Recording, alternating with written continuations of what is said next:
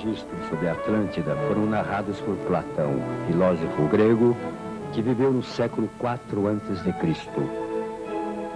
Platão escrevia na forma de diálogos. Em um deles, chamado Timeu, descreve a formação do cosmo e se refere à existência de um continente chamado Atlântida, que teria sido destruído por um grande terremoto. Num outro diálogo, chamado Crítias, Platão conta que a Atlântida era uma imensa ilha que, na partilha do mundo, foi entregue a Poseidon, o deus do mar. Uma terra extremamente rica, alimentada por uma fonte de água fria e outra de água quente, onde brotavam árvores com frutas de todas as espécies e se desenvolviam todos os gêneros de animais. Nela morava um povo extraordinário, metade divino, metade humano, o que era o resultado da união de Poseidon com uma mortal chamada Clito. Enquanto os reis atlantes se guiaram pela sua parte divina e se preocuparam apenas com a virtude, foram felizes e prósperos. Mas em algum momento se deixaram levar pela parte humana e se tornaram orgulhosos e ambiciosos. A narrativa de Platão se interrompe no momento em que Zeus decide castigá-los. O relato em aberto permitiu um número infindável de hipóteses sobre a localização e o destino final de Atlântida e do seu povo. Algumas teorias dizem que a Atlântida ficava no Mar do Norte, outras no Mar Mediterrâneo, no Oceano Atlântico, ou na ilha de Santorini, no Mar Egeu. Esse mistério já levou muitos estudiosos ao fundo do mar. O francês Jacques Cousteau, por exemplo, realizou uma expedição a um dos possíveis lugares onde a Atlântida teria submergido. Mas os vestígios que encontrou eram de civilizações recentes. Quanto ao destino do povo atlante, uma das hipóteses diz que os sobreviventes teriam se refugiado em outras terras e o seu conhecimento se perdido com o passar dos milênios. Novas civilizações então teriam se formado sem saber a origem do seu passado. O jornalista e historiador Alexandre Raposo fala sobre os mistérios das antigas civilizações registradas pela história. Se você andar pela América do Sul, você vai encontrar arquitetura extraordinária, você vai encontrar pirâmides fantásticas e coisas que até hoje não se explica como aqueles povos conseguiram fazer aquilo com os meios que tinham. Isso, de fato, há muito mistério nisso, né? Você vê uma pedra imensa, pesando toneladas, cortada como se fosse um pedaço de manteiga, você fica pensando, né, de onde é que veio isso, como isso foi feito. Aliás, todo mundo já está pensando nisso. Houve civilizações tremendamente avançadas na América num passado remoto. Daí a gente afirmar que a Atlântida, ou seja, a mesma Atlântida mencionada por Platão, aí já é um pulo muito longo que a história não pode fazer justamente por ser uma ciência. Mas a história não se faz só com o trabalho dos historiadores. Muitas vezes as pesquisas funcionam como um chamariz para grandes aventureiros que chegam a arriscar a vida em busca da verdade. Como no caso de um militar inglês chamado Percy Harrison Fawcett. Pesquisando mapas antigos, ele encontrou um documento que descrevia uma civilização perdida. Os vestígios dela estariam no Brasil.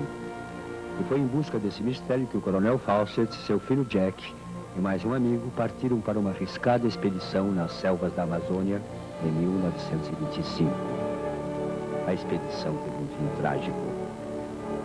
Fawcett e seus companheiros desapareceram e seus corpos nunca foram encontrados. A hipótese mais provável é de que eles tenham sido mortos pelos índios. Muitos anos depois, o jornalista Hermes Leal organizou uma expedição para reconstituir todo o caminho percorrido por Fawcett. A expedição partiu do Mato Grosso, da capital Cuiabá, para percorrer toda a área do Xingu, aquela região da Chapada, onde tem grandes regiões de serra, para fazer o mesmo percurso que o Fawcett fez há 70 anos atrás, quando procurava uma cidade perdida, provavelmente uma Atlântida, talvez. A gente fez esse roteiro seguindo os escritos e as cartas do Fawcett para ver se a gente conseguia localizar alguma ruína, talvez, alguma coisa que ele pudesse ter visto, que a gente pudesse ver também e saber por que ele achava que tinha uma cidade escondida não enterrada, mas a flor da terra, que provavelmente fosse fruto de uma civilização avançada.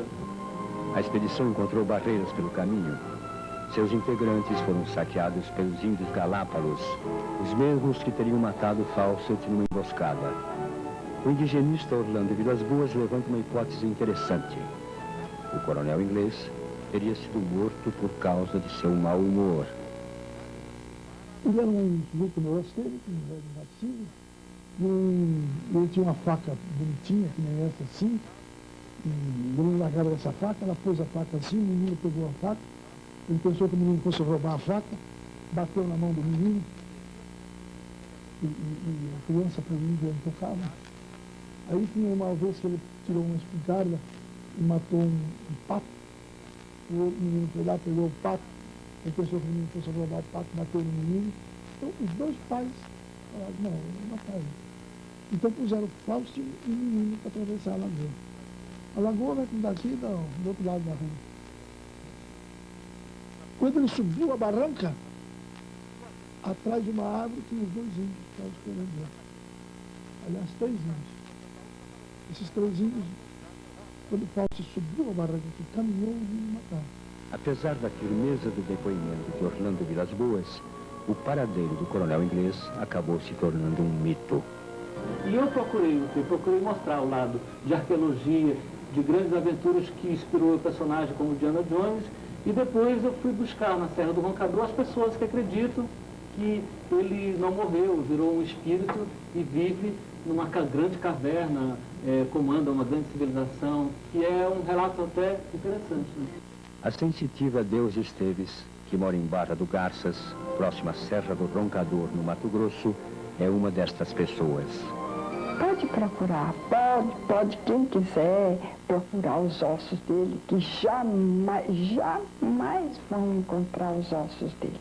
Jamais. Ele não está morto, ele está vivo numa comunidade em Machu Picchu. Ele está vivendo um mundo superior a esse daqui, que as energias que vibram lá, o trabalho, o tratamento e tudo que ele recebe lá é totalmente completamente diferente daqui. Deus e seu marido, o também sensitivo Armando Lubisson, acreditam que os remanescentes de Atlântida são os Incas. O que me interessa é saber como remanescentes atlantes chegaram à América. Muito bem. Quando os remanescentes atlânticos, os iniciados, previram a catástrofe real? Atlântida, eles recolheram, separaram a elite iniciada para manter na face da terra sempre depositário da grande sabedoria e encontraram como lugar apropriadíssimo os Andes, nos Andes, à altura de Machu Picchu, Cusco, Tirionaca, Titicaca, tudo era uma região onde houve uma aglomeração dos remanescentes iniciados atlantes. Quando houve a invasão espanhola, então os sacerdotes sábios reuniram outra vez a elite e tomaram a grande estrada subterrânea e se recolheram nos bolsões, como já outros que quando afundou a Atlântida se recolheram também em bolsões da terra, não só na América, como a bolsão no Himalaia, há bolsões na Manchúria, há bolsões na própria França. A estrada subterrânea a que seu Armando se refere vai de Machu Picchu, no Peru, até Barra do Garças, no Brasil, na altura dos paralelos 14 e 15. Mas o jornalista Alexandre Raposo, que se aprofundou nos mistérios incas para escrever um romance, não encontrou nenhuma evidência nessa estrada. O que existe são muitas crônicas que falam que os incas tinham túneis muito longos, de centenas de quilômetros, né? Fala-se de um túnel que ligava Cusco ao Lago Titicaca. Existe uma crônica de um espanhol que teria caído num buraco e encontrado um túnel e se perdido nesse túnel durante dias e saído desse túnel dias depois a centenas de quilômetros do lugar onde ele estava inicialmente. Será mesmo que a Serra do Roncador tem alguma ligação com a Atlântida, o continente desaparecido há milhares de anos? Segundo Armando Lubisson, os sacerdotes atlantes avançaram tanto em seus conhecimentos que teriam alcançado a imortalidade. Armando e Deusa Acreditam tanto nessa história que se dedicam a manter vivo o mito de Atlântida. Deusa estaria encarregada de preparar 7 homens para receberem os ensinamentos sagrados. É ela que dirige os rituais de iniciação. O ritual é feito dentro de uma das cavernas da região e conta com a presença de Camir, a provável substituta de Deusa.